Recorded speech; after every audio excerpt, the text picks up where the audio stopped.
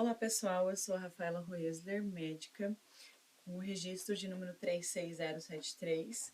E hoje, dentro do Congresso de Inovação em Saúde e Terapias Complementares, eu vou falar sobre a abordagem das síndromes geriátricas e cuidados paliativos. Então, uma breve apresentação, como eu disse, eu sou médica, preceptora da Educação em Saúde pela Universidade Federal do Maranhão, tenho qualificação profissional em Atenção Primária à Saúde pela Universidade Federal de Pelotas, sou especialista em fitoterapia pela Universidade de São Paulo, formação certificada em tratamento, reabilitação e paliação na geriatria pela Fundação Oswaldo Cruz, sou pesquisadora em produção científica e também monitora de projetos de extensão universitária. Como objetivo de aprendizado de hoje, a gente vai começar reconhecendo a importância e a aplicação apropriada da avaliação multidimensional da pessoa idosa. Depois, vamos identificar as principais síndromes geriátricas por meio da avaliação multidimensional da pessoa idosa. Vamos reconhecer adequadamente as principais síndromes geriátricas conforme os protocolos vigentes. Aqui já adianto que eu tomei como referência os cadernos de atenção básica, os de atenção domiciliar e PCDTs do Ministério da Saúde.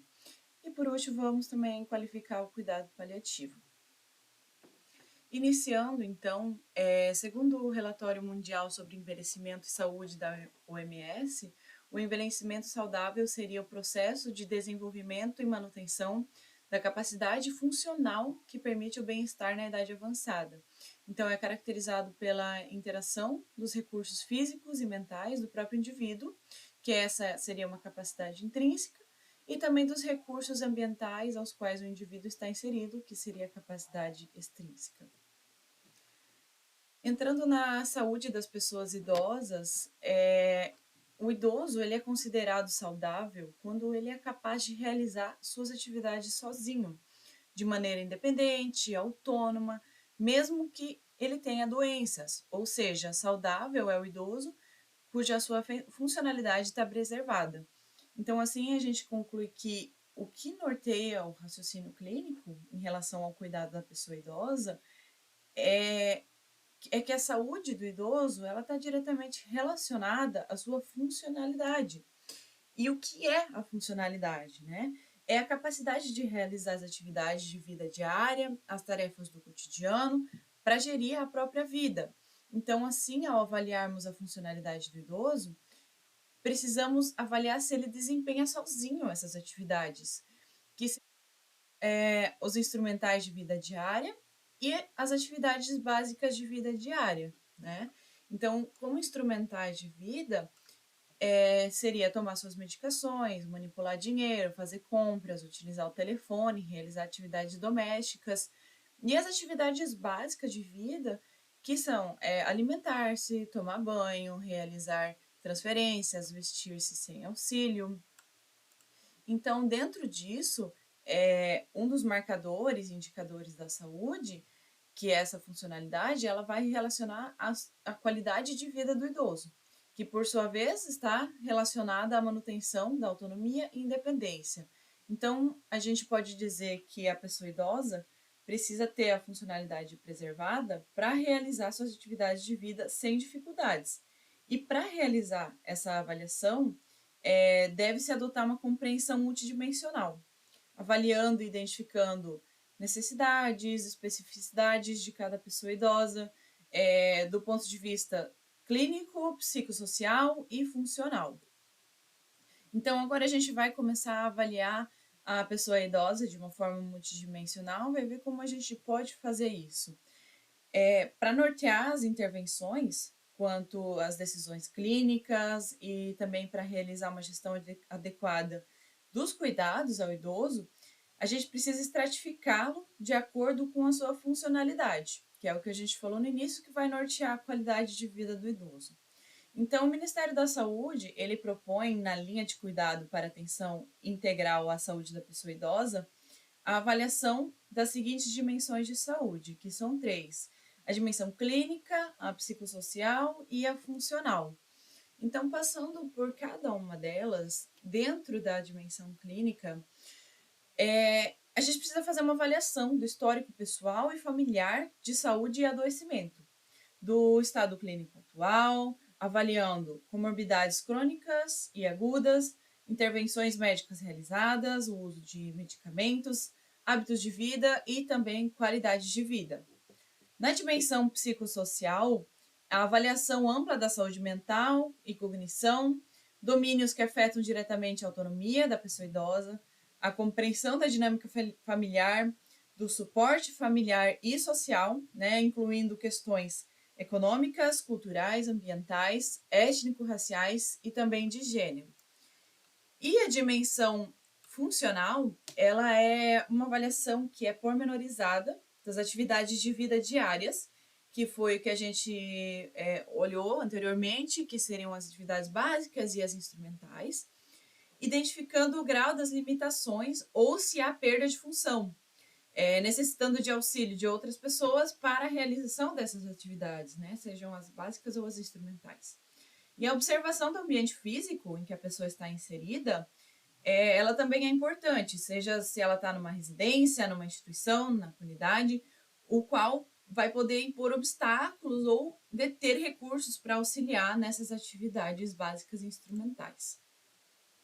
Então, através da abordagem dessas 3 dimensões, a gente consegue identificar os comprometimentos da autonomia e também na independência desse idoso, que vão se relacionar, então, à cognição, ao humor, à mobilidade, comunicação, além de a gente conseguir também identificar se tem uma insuficiência familiar para ter cuidado dessa pessoa idosa. E o comprometimento dos principais sistemas funcionais vai gerar incapacidades.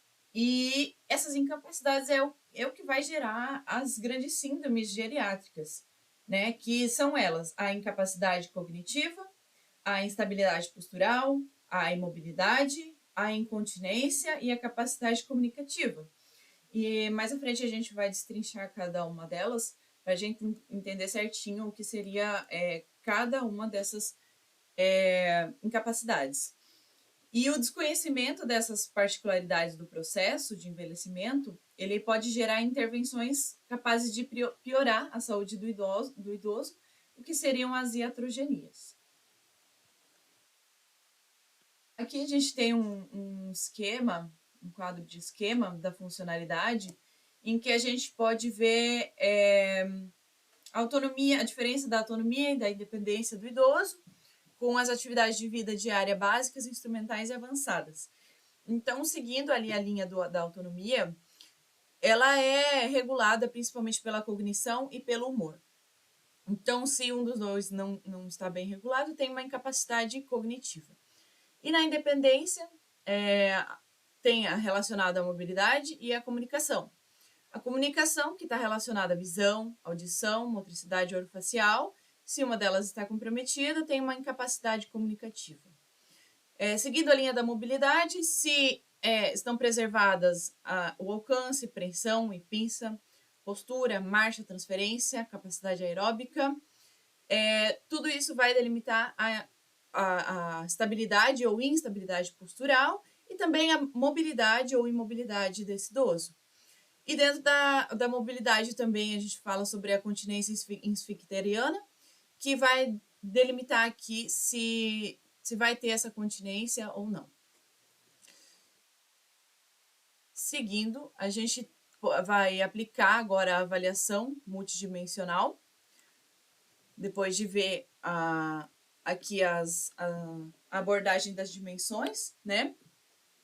A gente vai aplicar a partir da avaliação dessas dimensões clínica, psicossocial e funcional, e a gente estratifica isso em 3 perfis distintos, que vão guiar o raciocínio clínico. O perfil 1 são pessoas idosas, independentes e autônomas para realizar as atividades de vida diária, que vão incluir as pessoas idosas que realizam atividades de forma independente e autônoma. Essas pessoas não têm a necessidade de ajuda de terceiros e também não têm nenhum tipo de adaptação ou modificação.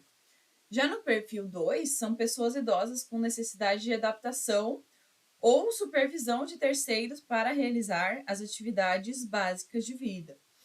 E aí vão incluir nesse grupo 2 tipos de pessoas idosas. O primeiro, que seria as que realizam as atividades de forma adaptada, que elas são realizadas com alguma modificação, de forma diferente da habitual, ou mais lentamente, né? Seja uma modificação no ambiente ou no mobiliário, ou uma forma de execução, né? Por exemplo, fazer sentado, uma atividade que antes fazia em pé, uma adaptação com o uso de lentes, por exemplo, com aparelho auditivo, com algum tipo de prótese. E também o outro perfil de pacientes, que são os que realizam as atividades com o auxílio de terceiros. Nesse caso, as pessoas idosas conseguem realizar as atividades com algum preparo ou alguma supervisão de terceiros. Então, a pessoa idosa realiza e outra pessoa vai participar em alguma etapa, realizando um preparo ou supervisionando a atividade. E dessa forma, auxiliando na atividade de vida desse idoso. No perfil 3, são pessoas idosas dependentes de terceiros para realizar as atividades de vida diária, ou seja, elas não realizam essas atividades de forma autônoma, elas precisam da ajuda de uma outra pessoa para realizar. Então, esse caracterizaria o perfil 3.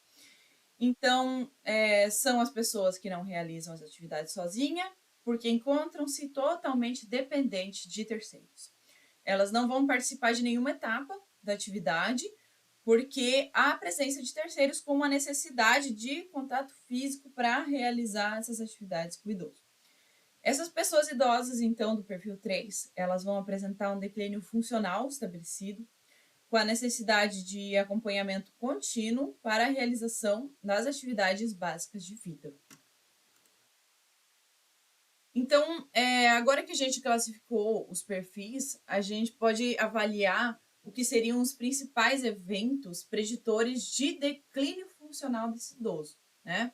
Porque a gente viu que do perfil 1, ela pode evoluir para o perfil 2, né? Precisando de ajuda para realizar as atividades ou de alguma supervisão, e evoluindo talvez para um perfil 3, que seria uma pessoa totalmente dependente para realizar a atividade.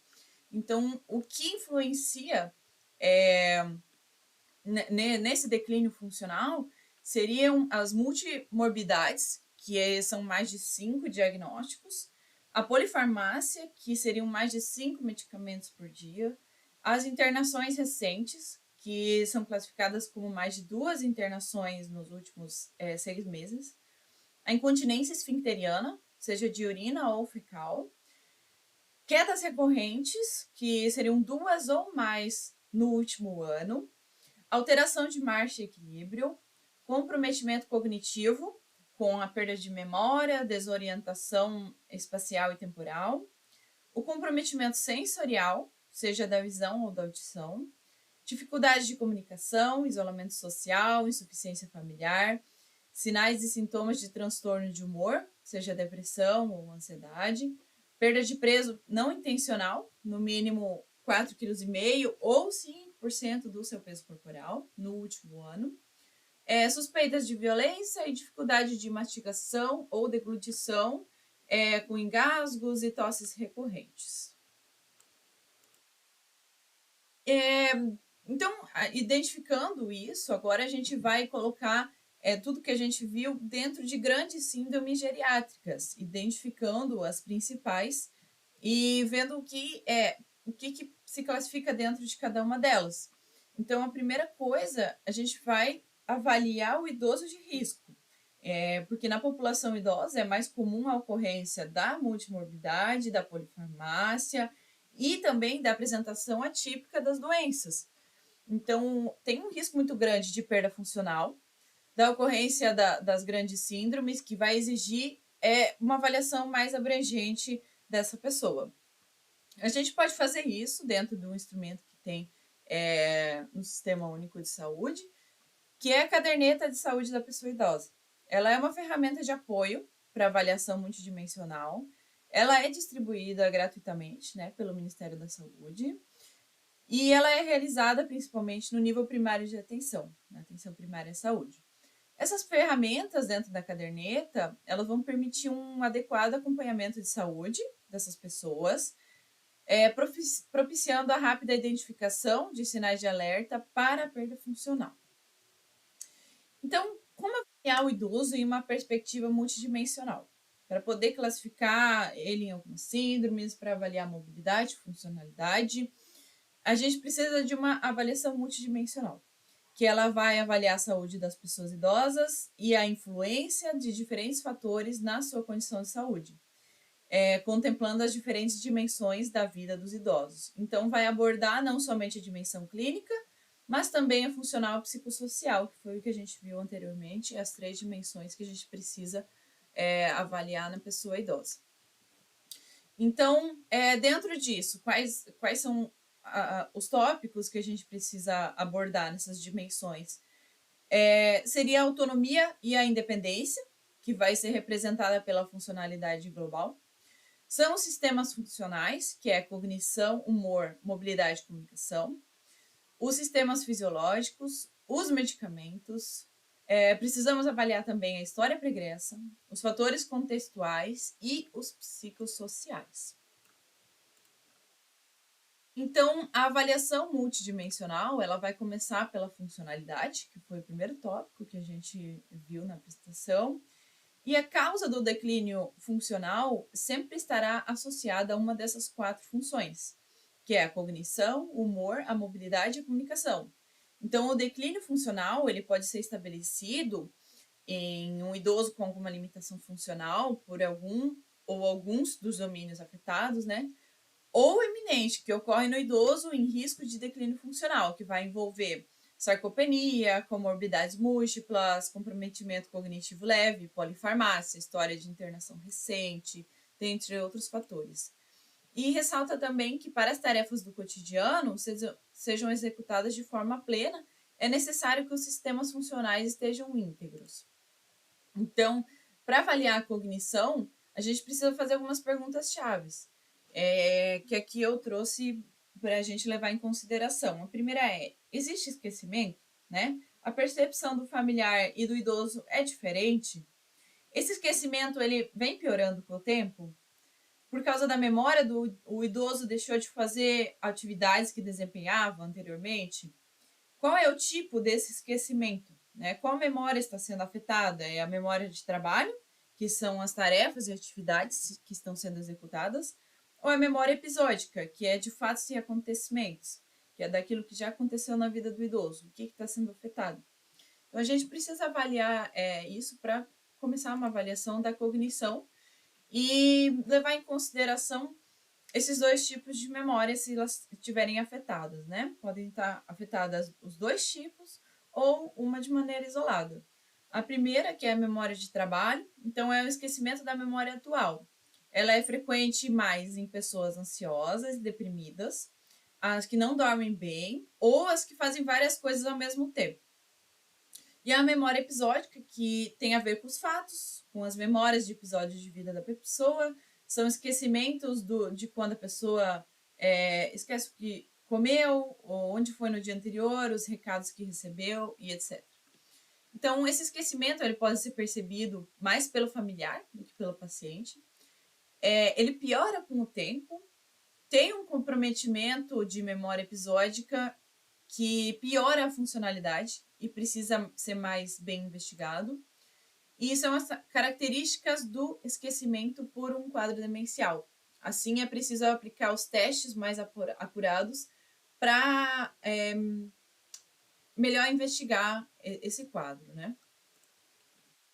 Então, o diagnóstico da incapacidade cognitiva, ele vai se dar com a presença do declínio funcional, mais o declínio cognitivo.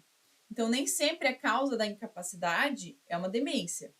A alteração do humor pode gerar uma incapacidade e ela é capaz de ser revertida com a medicação, né? Seja a medicação antidepressiva de maneira correta, onde a memória de trabalho é afetada.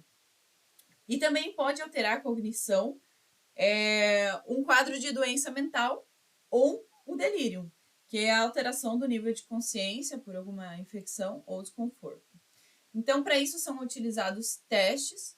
Aqui eu trouxe os principais, os mais utilizados, que é o mini-exame do estado mental, a triagem cognitiva de 10 pontos, a lista de palavras do SERAD, o teste de reconhecimento de figuras, o teste de fluência verbal, e o teste do relógio. Eles são úteis para o diagnóstico de declínio cognitivo, não sendo específicos para o diagnóstico de demência, mas eles podem estar alterados nas outras causas de incapacidade cognitiva, como na depressão, delírio e doença mental também.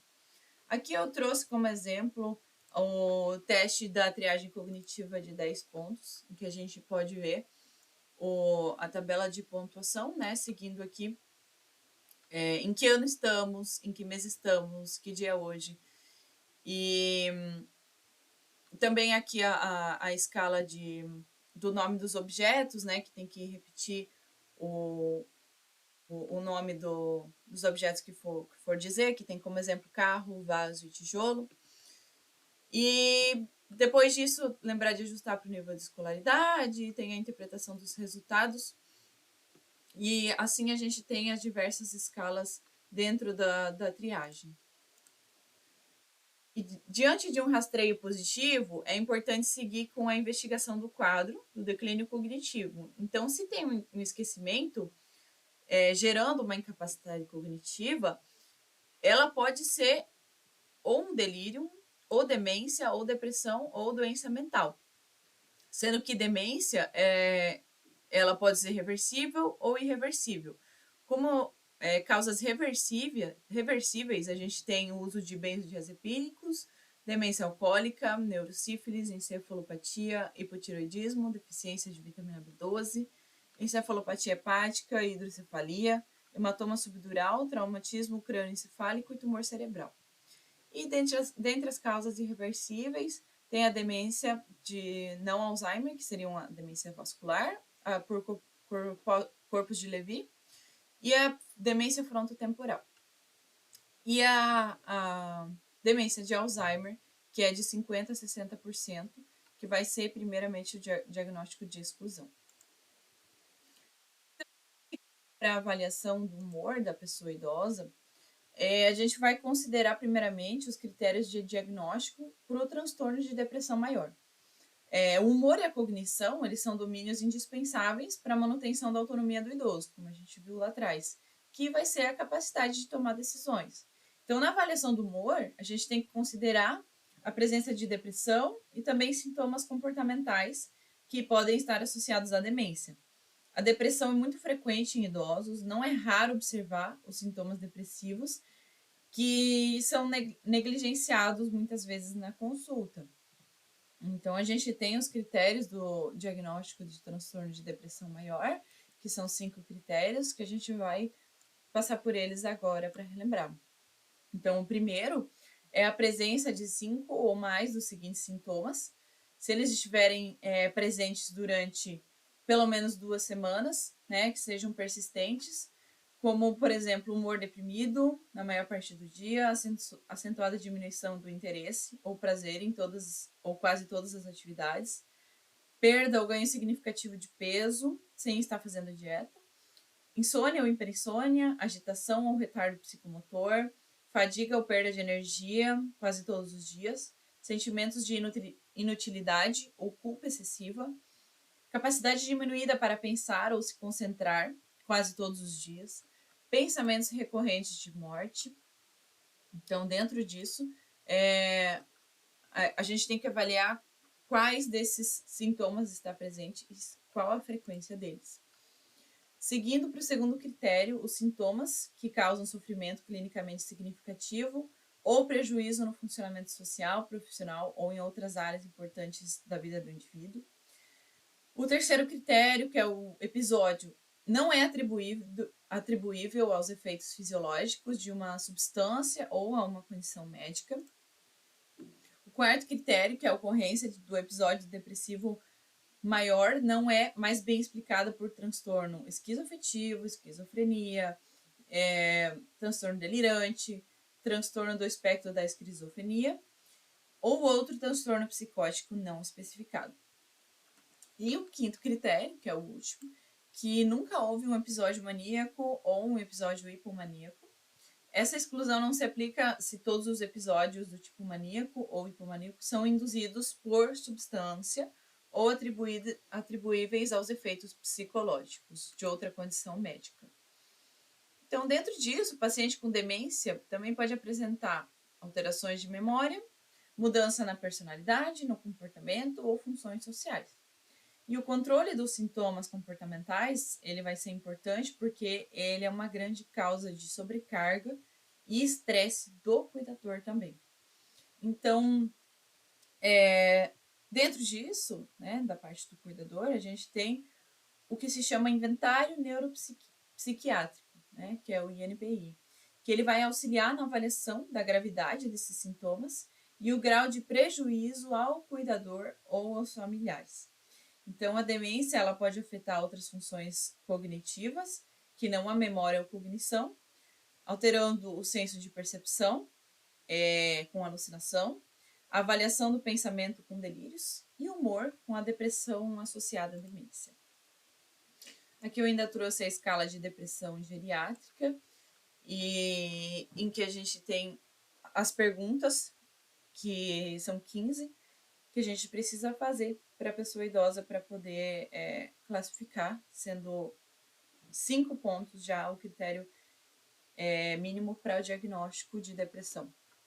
Então, as perguntas são: você está basicamente satisfeito com sua vida? Se aborrece com frequência? Se sente inútil nas atuais circunstâncias? Você prefere ficar em casa e sair ao fazer coisas novas?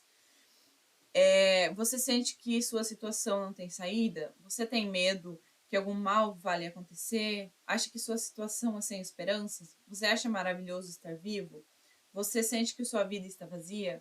Sente que a maioria das pessoas está melhor que você? Você se sente com mais problemas de memória do que a maioria? Você deixou muitos dos seus interesses e atividades? Se sente de bom humor na maior parte do tempo? Se sente cheio de energia? Você se sente feliz a maior parte do tempo? Então, a interpretação aqui embaixo, né? Mais de 5 levanta a suspeita do distúrbio de humor. Seguindo, né, a gente tem a avaliação também da mobilidade da pessoa idosa, que ela é fundamental para a execução das decisões tomadas, ou seja, da independência, sendo responsável pelo deslocamento do indivíduo e manipulação do meio. Então, a gente tem um quadro esquemático aqui da mobilidade, avaliando os 4 principais fatores, que o primeiro é alcance, preensão e pins, que pode ser feito através do teste do alcance, preensão e pins. A postura, marcha e transferência, que ela vai ser avaliada através do idoso levantar e andar 3 metros. E essas 2 avaliações, do alcance, preensão e pinça, e postura, marcha e transferência, vão indicar se tem uma estabilidade postural. Já seguindo para a capacidade aeróbica, a gente vai avaliar através de uma caminhada por 6 minutos, para ver se tem algum grau de imobilidade. E o último, que seria a continência esficteriana, que vai ser avaliada através de um diário miccional, para avaliar se tem incontinência esficteriana. Aqui eu trouxe também a escala de Tinet, que ele é um instrumento de avaliação do equilíbrio e da marcha da pessoa idosa. Então, a gente vai começar a avaliação com a pessoa idosa sentada em uma cadeira sem braços, e vão ser testadas as seguintes manobras, que são no total de 9. A primeira é o equilíbrio sentado, se ela escorrega ou é equilibrada. A segunda é levantar, se ela é incapaz, se ela utiliza os braços, se ela levanta sem apoio. A terceira é tentativas para levantar, se é incapaz, se tem mais de uma tentativa ou se é uma tentativa única. A quarta é assim que levanta, os primeiros 5 segundos. Ele fica desequilibrado? Fica estável, mas utiliza suporte? Fica estável sem suporte? A quinta seria o equilíbrio em pé. Fica desequilibrado? Precisa de um suporte ou os pés afastados, né? Que seria montando uma base de sustentação maior que 12 centímetros? Ou fica sem suporte e base estreita? A sexta, que seria o teste dos 3 campos, que o examinador, no caso, vai empurrar levemente o externo da pessoa idosa, que deve ficar com os pés juntos. Se ela começar a cair, tem uma pontuação. Se ela faz uma garra ou balança, né, com os braços, outra pontuação, ou se ela fica equilibrada, é outra pontuação. Na sétima, a gente vai avaliar o idoso com os olhos fechados.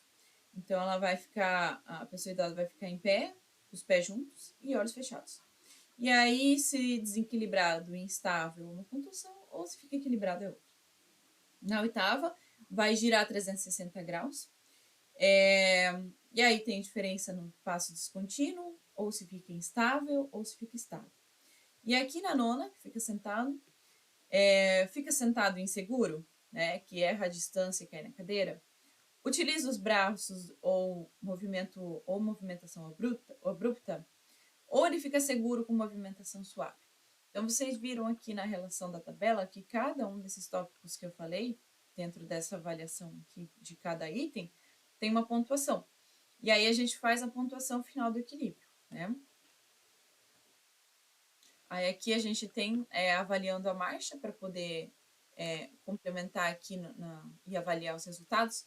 Então, a pessoa idosa ela deve estar de pé, caminhar pelo corredor ou pela sala, né, com passo normal, e depois voltar com passos rápidos, mas com segurança, né, usando o suporte habitual, seja uma bengala ou um andador. A gente tem o início da marcha, que ela vai, se vai ter hesitação ou várias tentativas para iniciar, ou se ela inicia sem hesitação. Comprimento e altura dos passos. Primeiro, se o pé direito não ultrapassa o pé esquerdo. E assim vai. E depois, se o pé esquerdo não ultrapassa o pé direito. Aí são diferentes pontuações aqui, de acordo com a tabela.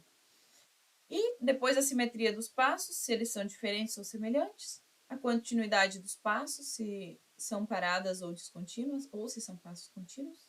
A direção, se tem um desvio que é nítido, se tem um desvio leve, ou se ele anda em linha reta. O tronco, se tem algum balanço grave, se tem flexão de joelhos, ou se é sem flexão. E a distância dos tornozelos, se os tornozelos estão separados ou quase se tocam enquanto andam. Então, a avaliação dessa escala é avaliar a marcha e o equilíbrio, né? Interpretando os resultados. Quanto menor a pontuação, maior o problema, porque vocês viram que quando tem alguma alteração, a pontuação é 0, né? Então, a pontuação menor que 19 indica risco 5 vezes maior de queda. E a providência com os achados e os resultados, os scores muito baixos indicam a necessidade de uma avaliação também da fisioterapia e provavelmente o início de um programa de reabilitação. Dentro disso, a gente vai, né, da avaliação da mobilidade, a gente também vai fazer a avaliação da sarcopenia. Então, ela está dentro da avaliação da mobilidade que vai avaliar a função muscular desse idoso. A medida que a gente utiliza para avaliar se o idoso está sarcopênico ou não é a circunferência de panturrilha. Ela pode ser feita nas posições sentada ou em pé, preferencialmente a panturrilha esquerda, com os pés apoiados em uma superfície plana. Então, no idoso acamado, a gente flexiona a perna, de modo com que o pé fique completamente apoiado no colchão. E a medida é realizada com uma fita métrica aplicada ao redor da região de maior perímetro da panturrilha. E aí a gente deve medir no membro que apresente... Não devemos medir no membro que apresente alguma alteração, como edema, atrofia muscular, celulite, trombose, etc. Então, essa é a medida principal que a gente vai colocar para avaliar a sarcopenia, que a gente vai ver lá na frente quais são as medidas. Na continência esfincteriana, a gente tem que é uma queixa negligenciada no exame clínico de rotina. Ela é uma importante causa de perda funcional. Ela causa vergonha ou incômodo pelo mau cheiro, né, do escape de urina ou de fezes, e pode resultar nessa pessoa idosa um isolamento social. Então, a gente precisa avaliar, lembrar de perguntar na consulta, né? E avaliar e classificar ela, que pode ser transitória ou permanente. Então, a transitória, ela vai ser decorrente de alguma medicação ou de infecção urinária ou fecaloma. Já a permanente, ela é classificada como de urgência, de esforço, de transbordamento ou mista, dependendo da causa subjacente que a gente vai precisar investigar. Dentro da alteração da mobilidade, a gente tem também que ela é responsável por 3 das grandes síndromes geriátricas. Então, por isso ela é tão importante. ela vai ser responsável pela instabilidade postural, pela imobilidade e pela incontinência esfincteriana. Então, aqui eu trouxe o quadrinho, mais uma vez, da mobilidade que a gente viu ali no início, né, que são as grandes síndromes, avaliando as grandes síndromes. Então, aqui com alcance, preensão e pinça, postura, marcha, capacidade aeróbica e continência esfincteriana. Ainda dentro da mobilidade, a gente pode classificar a imobilidade através do grau, sendo que o primeiro grau é o menos grave, porque a pessoa idosa tem incapacidade apenas para deambulação, que é o caminhar, e o grau 5, que é a imobilidade completa, em que tem apenas a movimentação dos membros. Então, dentro disso, a gente classifica os graus. Então, o primeiro é a incapacidade para deambular, o segundo já é uma incapacidade para transferência, ou seja, mover-se da cadeira para a cama, por exemplo. O grau 3, que é a incapacidade de sentar. O grau 4, que é a incapacidade para mudança de decúbito, ou seja, mover-se na cama. E o quinto, então, que é a imobilidade completa. Aí, dentro disso, é importante ressaltar o tópico de quedas recorrentes, porque a avaliação da marcha e postura ele vai ter um objetivo de prevenção de quedas e também a manutenção ou recuperação da independência do idoso. Então, dentro disso, o que é importante avaliar? A segurança ambiental desse idoso. Na casa dele, existe uma iluminação adequada? Tem escadas, tem tapetes, tem área de difícil acesso? Então, tudo isso precisa ser avaliado junto com os fatores de risco, que são fraqueza muscular, déficit visual, limitação da mobilidade por alguma doença musculoesquelética, incapacidade cognitiva, se tem demência ou depressão, presença de hipotensão ortostática, comprometimento em atividade de vida diária ou interação medicamentosa. Dentro dos sistemas fisiológicos, a gente vai ver a avaliação em geral, que ela é composta por 4 tópicos principais, sendo o primeiro dele a comunicação, que vai ser a possibilidade de estabelecer um relacionamento produtivo com o meio, trocar informações, manifestar desejos, ideias e sentimentos. Então, através dela, o indivíduo consegue compreender e expressar o mundo, vai englobar visão, audição e fala. O segundo tópico, que seria a visão, a triagem da acuidade visual, ela deve ser feita em todo idoso. A utilização do cartão de Geiger, que coloca o idoso a uma distância de 35 centímetros, e a do teste, né? E cada olho é avaliado separadamente. Para quem utiliza óculos, esses devem ser mantidos na avaliação. E as pessoas que lerem até o nível 20/40 serão consideradas sem disfunção. Em caso de alteração, a equipe vai encaminhar o paciente para uma avaliação com o oftalmologista. O terceiro tópico ele é a audição, que a perda auditiva ela pode ser relacionada a um comprometimento neurosensorial, de condução ou ambos. Dentre as causas está do comprometimento de condução está a rolha de cerume, por isso a otoscopia é fundamental no idoso que vem com uma queixa de hipoacusia. E, por último, a gente tem o tópico da fala, que vai ser avaliada a voz, a produção linguística, né, que é a fala, a escrita, gestos, e também a deglutição e mastigação.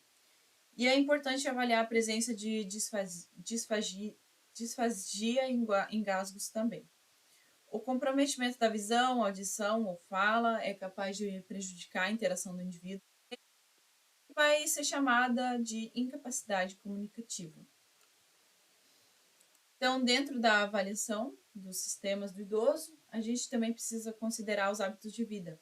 Então, aqui tem um quadrinho esquemático da identificação dos hábitos, com interesse social e lazer, que a gente pode avaliar através das perguntas. Você frequenta algum centro, clube, grupo de convivência? Realiza algum trabalho voluntário? Tem alguma atividade de lazer? Né? O outro tópico que precisa ser abordado é atividade física. Pratica algum tipo de atividade, né? Seja caminhada, natação, dança, ginástica, pelo menos 3 vezes por semana. Gostaria de começar algum programa de atividade física? E por último, alimentação. Faz pelo menos 3 refeições por dia? Come fruta, legume e verdura? Tem pelo menos uma refeição diária, comendo carne, peixe ou ovo? Tem o costume de consumir bebidas açucaradas, come bolo, biscoito recheado, sobremesa? No preparo das refeições é utilizado muito óleo, gordura, açúcar e sal? Na rotina diária, inclui a ingestão de água? Então, essas são perguntas a serem feitas na parte de alimentação. Porque aí, a partir disso, a gente consegue fazer uma avaliação nutricional. Feita para fazer uma triagem de risco nutricional no idoso, que ela é trazida dentro da caderneta de saúde da pessoa idosa, vai trazer o acompanhamento dos dados antropométricos e também a questão da perda de peso, que ela é não intencional na pessoa idosa, e questões complementares sobre hábitos alimentares da pessoa. Então, aqui eu trouxe a tabela para avaliar dentro dos dados antropométricos o peso, a altura, o IMC, né, que é a relação peso-altura ao quadrado, e o perímetro da panturrilha esquerda, que também ele deve ser anotado aqui dentro da caderneta de saúde. Então, para fazer a triagem de risco nutricional, ela é fundamental para a prevenção ou identificação e manejo precoce de estados nutricionais alterados.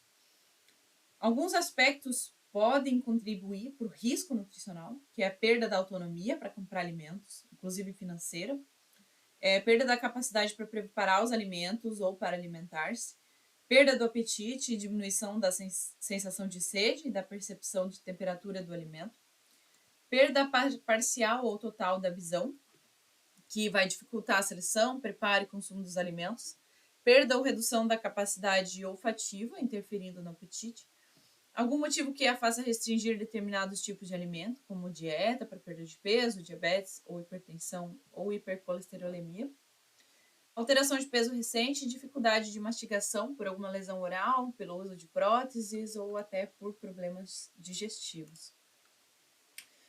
Dentro da triagem, a gente faz também a avaliação da saúde bucal, que ela é importante porque a deterioração da saúde bucal ela vai comprometer na alimentação e isso contribui para a sarcopenia. Então, precisa pesquisar a presença de úlcera, se tem algum trauma, infecção, além de avaliar se há edentulismo, em caso de uso de próteses, verificar se está bem ajustada. E tudo isso também prejudica na autoestima e vai prejudicar na socialização da pessoa idosa, caso tenha alguma alteração. A saúde bucal, ela deve estar incluída na rotina dos profissionais de saúde também. Por último, a gente ainda tem as alterações do sono para levar em consideração, porque o sono do idoso ele é mais superficial, então vai facilitar os despertares. Então, é importante avaliar se há a presença dos distúrbios de sono, se existe a hipersonia, que é a sonolência excessiva, ou se há insônia, que é a dificuldade inicial manter o sono, ou se há parassonia, que é um comportamento estranho ou não usual durante o sono. Então, a avaliação disso, né, e se tem alguma alteração classificada dentro de hipersônia, insônia ou parassonia, que ela vai contribuir para a redução da qualidade de vida, se tem alguma alteração, e vai aumentar o risco de queda. A alteração do sono ela pode indicar condições subjacentes, como a depressão ou quadro demencial, e ficar atento a isso também. Ou situações de ansiedade, depressão e acontecimentos, eles podem afetar os hábitos ou a higiene do sono. Então, ele pode tanto indicar alguma condição que está acontecendo, ou essas situações elas podem influenciar nos hábitos de sono também. Então, precisa ser avaliado quanto a isso. Depois de passar pelas síndromes, pelas alterações, pelo que a gente precisa avaliar dentro de uma perspectiva multidimensional, a gente vai identificar também a demência, né? Que existem causas reversíveis e irreversíveis de demência. Dentro das irreversíveis, a gente tem 4 grupos principais, que seria começando com a doença de Alzheimer, que ela é mais comum em adultos mais velhos, com mais de 65 anos, comprometendo a memória, E o sintoma inicial ele é mais comum, né? Com a função executiva sendo prejudicada e a percepção reduzida também. Então, os sintomas comportamentais e psicológicos são apraxia, distúrbio do sono, tornam-se mais comuns à medida que a doença progride, né? E dentro das causas irreversíveis também tem a demência vascular, que ela é particularmente associada à doença aterosclerótica de pequenos vasos. Ela tem um perfil cognitivo que é caracterizado por prejuízo na função executiva, na velocidade de processamento. Tem uma priora gradual associada com AVS reconhecidos ou não. Não raramente pode ocorrer com Alzheimer concomitante. A ressonância magnética ela pode mostrar evidências de doença vascular, mas a extensão das alterações elas não vão se relacionar claramente com a gravidade da demência e o seu curso, né? A gente ainda tem a demência por corpos de Levy e a demência por doença de Parkinson, que elas podem produzir um declínio gradual, progressivo das habilidades cognitivas, tem a presença de distúrbio comportamental, distúrbio do sono, alucinação visual, flutuação no nível de alerta e disfunção visoespacial.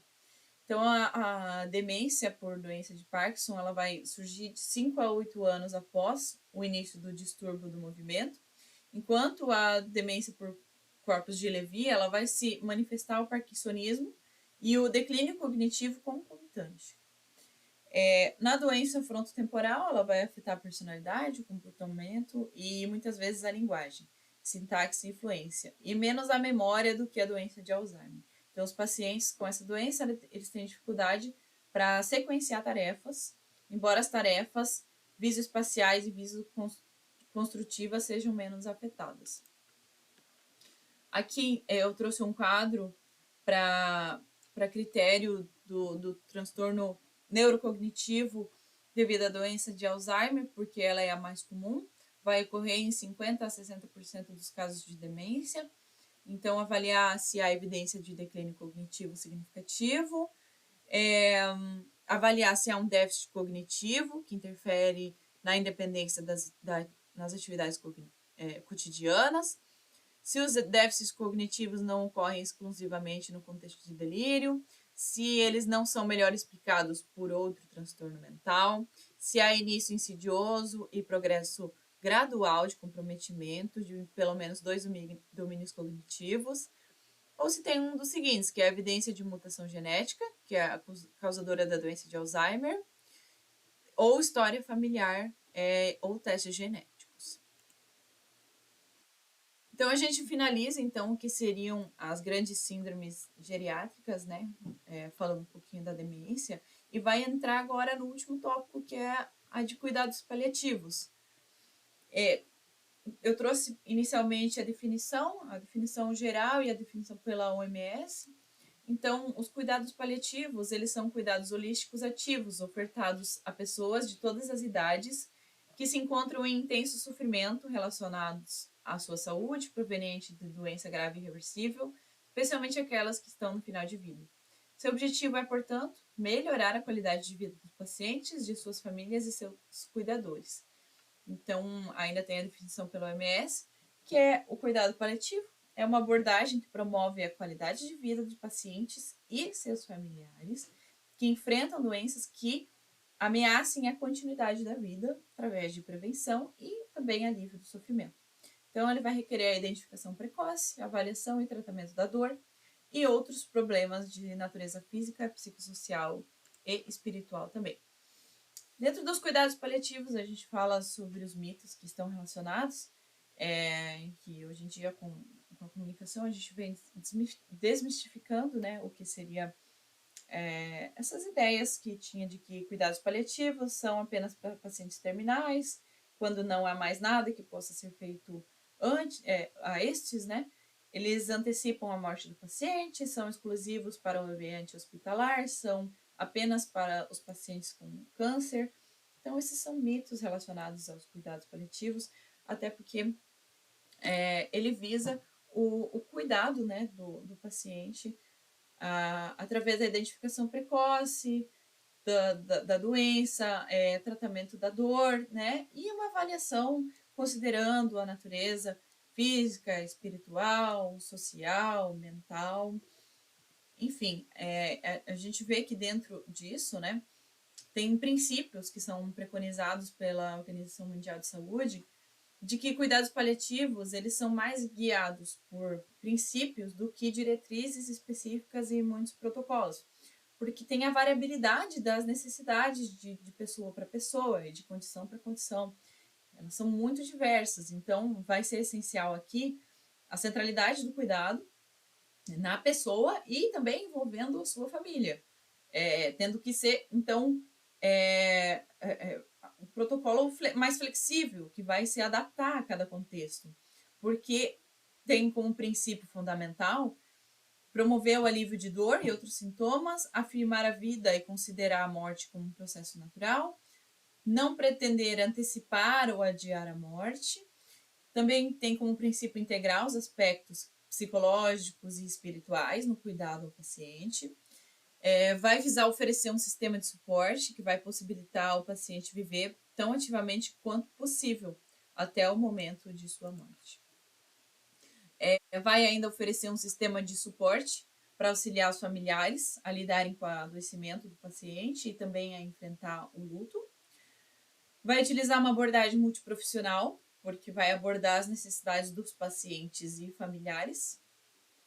Vai melhorar a qualidade de vida e influenciar positivamente, quando possível, o curso da doença.